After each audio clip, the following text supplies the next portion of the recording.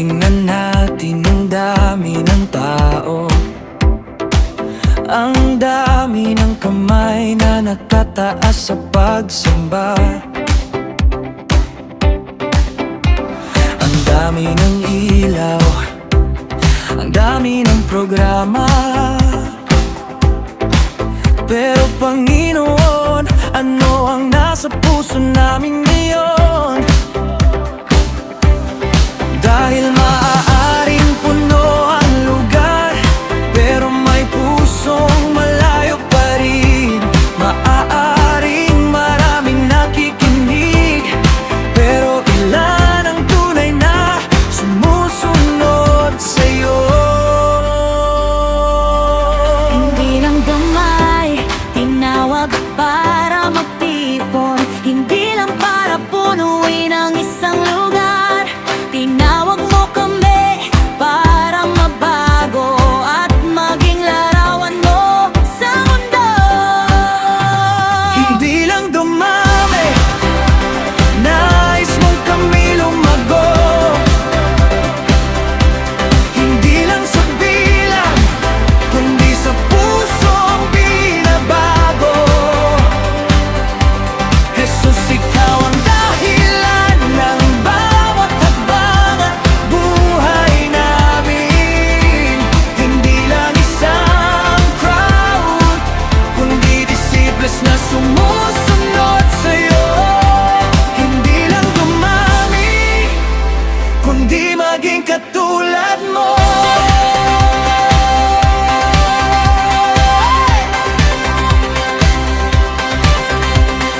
Ano ang halaga ng palakpak ng mundo kung ang puso naman ay hindi sumusunod? Ano ang halaga ng pangalan at tagumpay kung wala ka sa gitna ng aming buhay? Ang tunay na agbaglago ay makikita sa pagbabago, sa pagpapatawad, pag-ibig at pagsunod. Sa bawat araw na kasama ka, Hindi lang kami tinawag para makilala, hindi lang para makita ng iba. Tinawag mo kami para magbunga at dalhin ang liwanag mo sa kanila.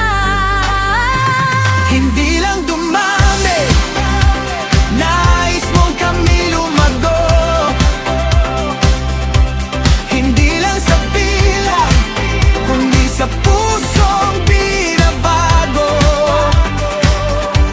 Jesus, ikaw ang dahilan ng bawat hakbang at buhay namin. Hindi lang isang crowd, kundi disciples na sumusunod sa'yo. Hindi lang dumami, kundi maging katulad mo.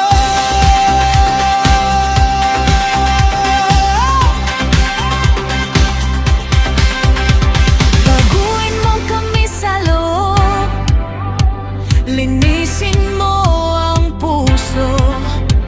Turuan mo kaming magmahal, gaya ng pagmamahal mo.